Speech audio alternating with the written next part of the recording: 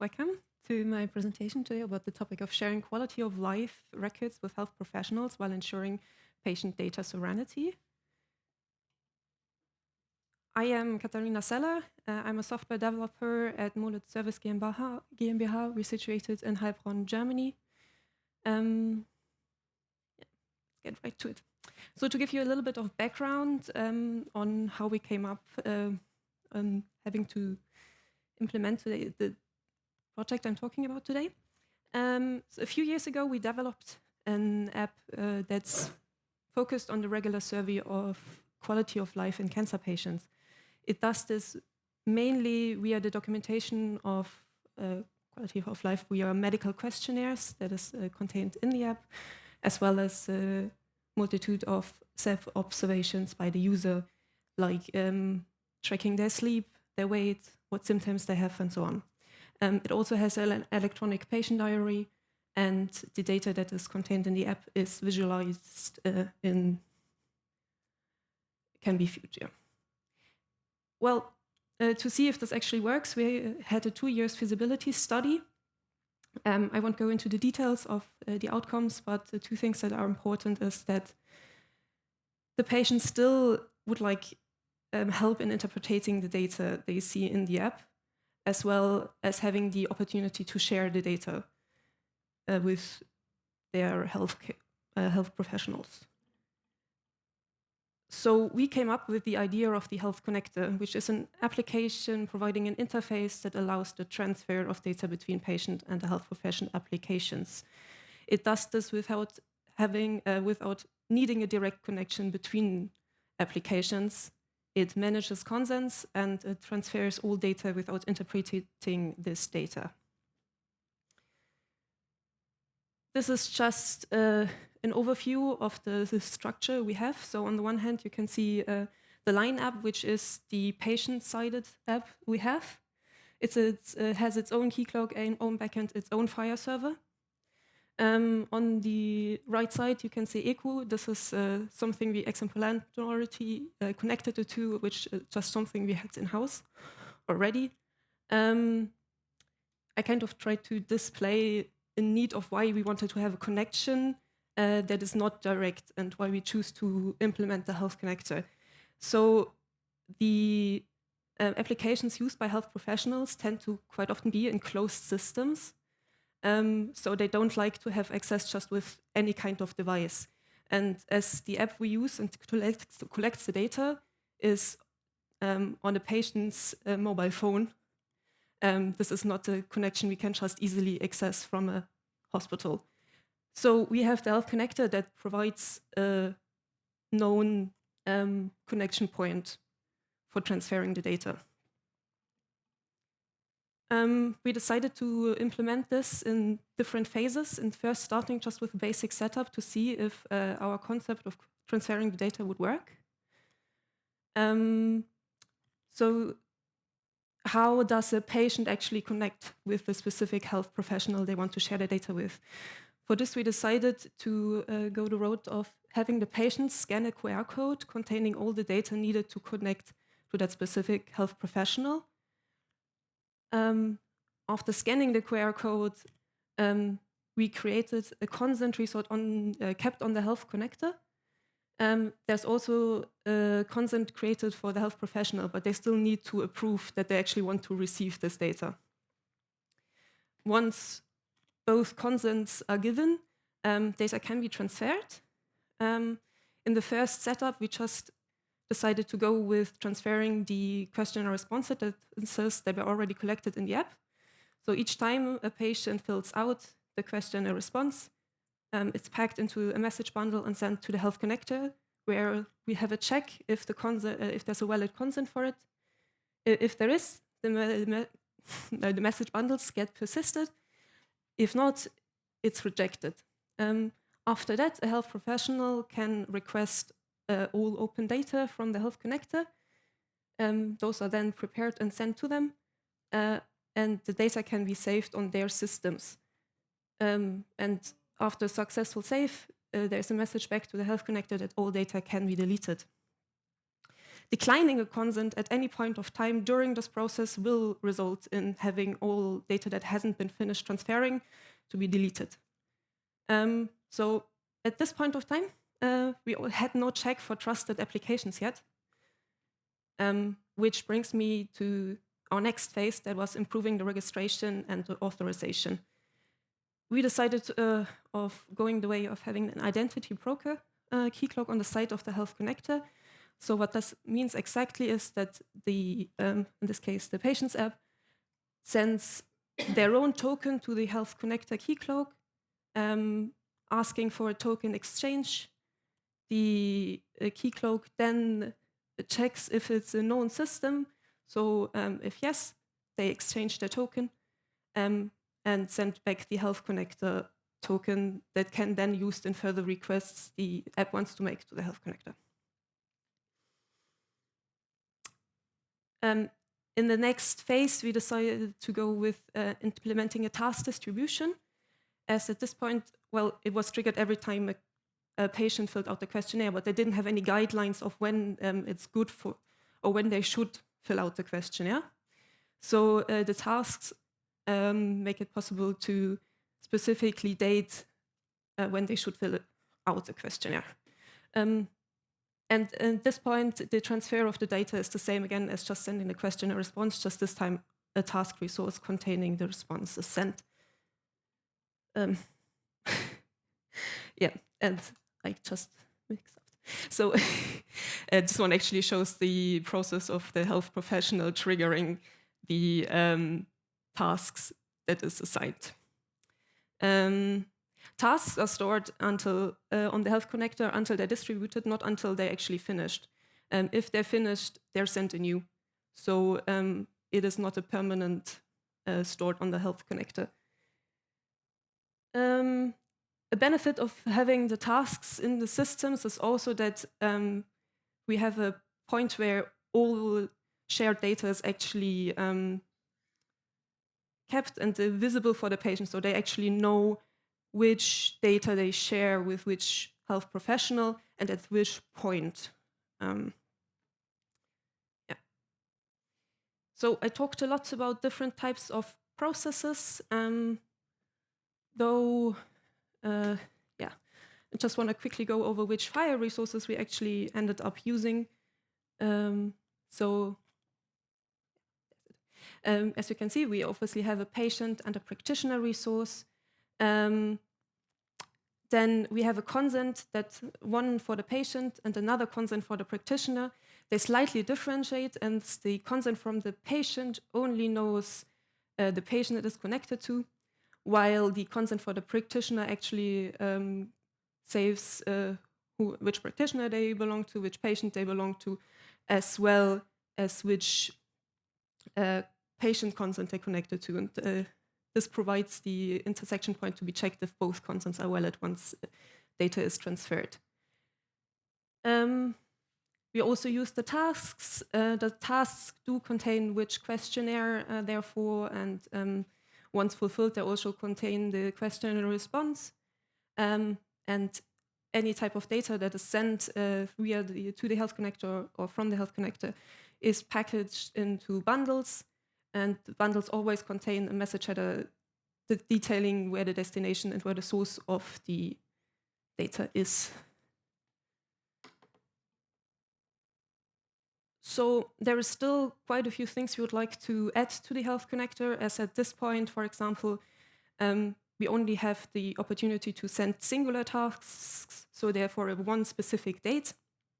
I thought in reality, it would be a lot more useful to have the opportunity to schedule tasks. So say, please fill out this questionnaire or do this specific thing in the app for the next 3 months every week. We would also like to add the option of forwarding unknown questionnaires, as we have one questionnaire saved in the app that's a standard questionnaire tracking quality of life, but for some patients it might be more beneficial to have a more specific questionnaire that's more based on their needs. And having the Health Connector provides the opportunity to send an unknown questionnaire to the system the patient data is contained in.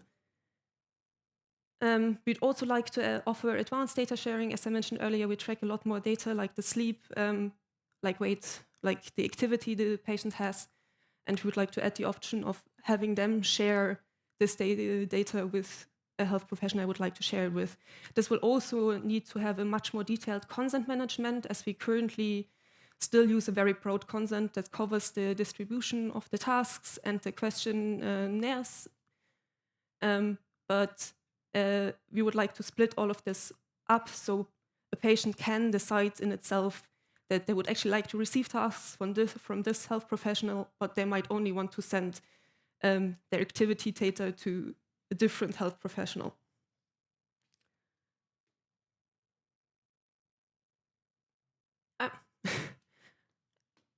I'm already finished.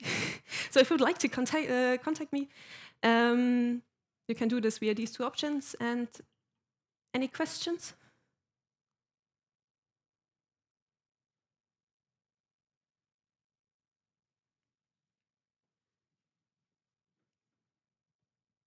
Thank you very much. Regarding the use of the message header, did you also use a FHIR messaging paradigm, or did you use still a RESTful paradigm for sharing data? Sorry, I had to check. I'm actually mainly doing the front end, so the people doing the back end are also here. But yeah, apparently we do. RESTful header. Thank you. We use the RESTful pattern for the whole communication, and we use the message header provided in the bundle to exchange the data.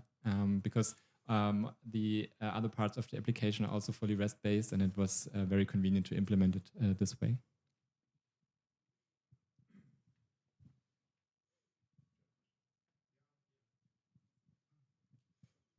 Sort of a question, something you might want to consider for the future is using the international patient summary to move data backwards and forwards, particularly from the patient consumer to the EHR system. This is something we will consider to do in the future. So, as far as I know, in Germany, it's currently not mature enough, and we are only available in Germany anyways. So once we can reach a broader user base, basically, these are all options we'll have to consider. Well, thanks for the presentation. It's a really innovative application. I have two questions. The first one is, are you directly using the FHIR interaction from the app, or do you have a proxy in between? We have a proxy in between. So basically, the app in itself only connects with its own backend. Yeah. And the backend then does all the distribution. That has a few reasons for one. It's kind of security, because you never know exactly how a patient's data is treated on the phone. As well as we found that it's a lot faster if you have one point of contact, which is the backend, that then prepares all the data and sends it back prepared instead of doing it on a phone. Because if someone has a really new smartphone, things can work really fast, but we have to expect that a lot of people have older models that still take a long time to process a lot of things. Okay, so performance was the performance is a big reason. Okay, and the second one is a little policy related. Is this something that is, I mean, this is a proof of concept, I believe. Is this something allowable in Germany? I mean, can you really deploy this and give these apps to the patients and the healthcare professionals? This without any the approval? data contained in the app is not yet.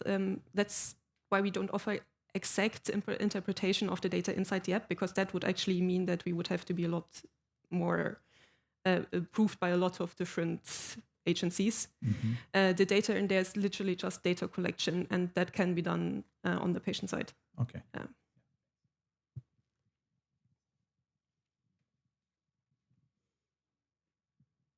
Thanks for the presentation. Do you have any details on the data modeling in FHIR, or have you followed a specific IG? We do have our own IG, but we use we keep with the standard profiles usually. And so it's published, the IG, you built your own? It is not accessible by the public yet. Ah, okay. Do you plan to publish it, or is it like an internal document? this is something we will have to decide in the future. There is multiple different agencies involved, so it's not just our data, and so we'll have to discuss it with a few people actually. Yeah, no worries. Thanks.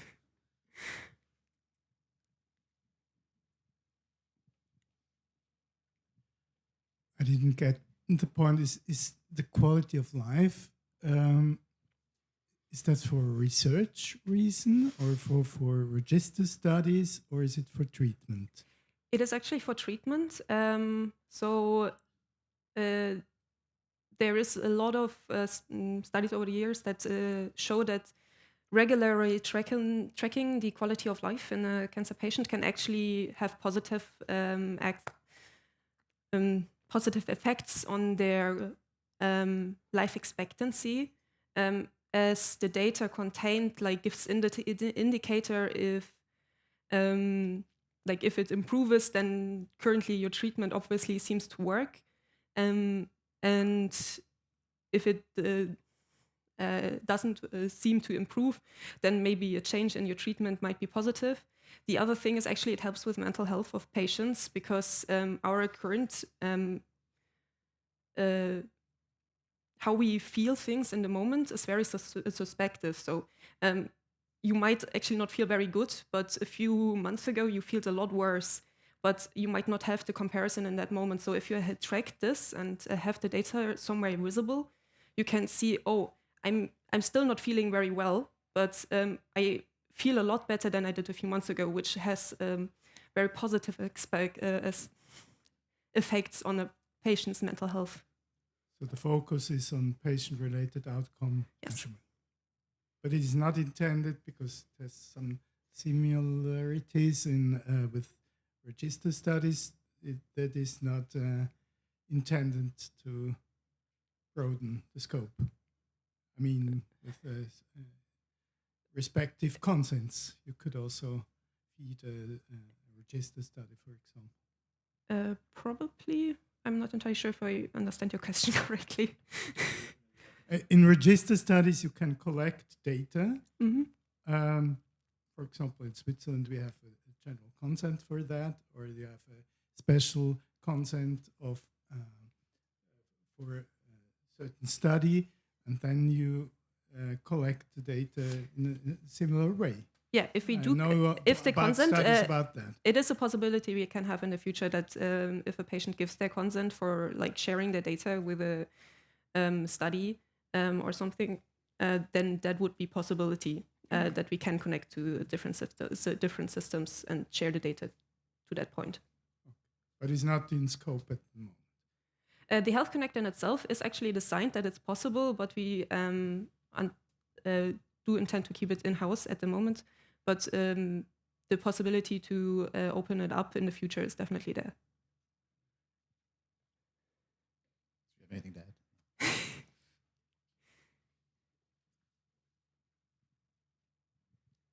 What kind of version did you use for your consent? R4 or R5?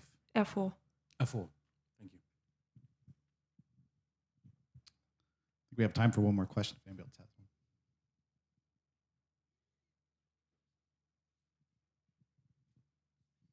Did you use any BPMN workflow engine for the backend? No. That was fast. Probably one more.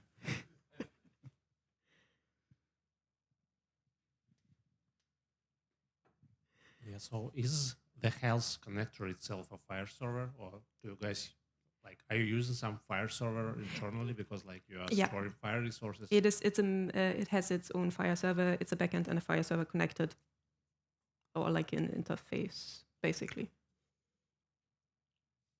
Okay. Thank you. All right. Thank you so much.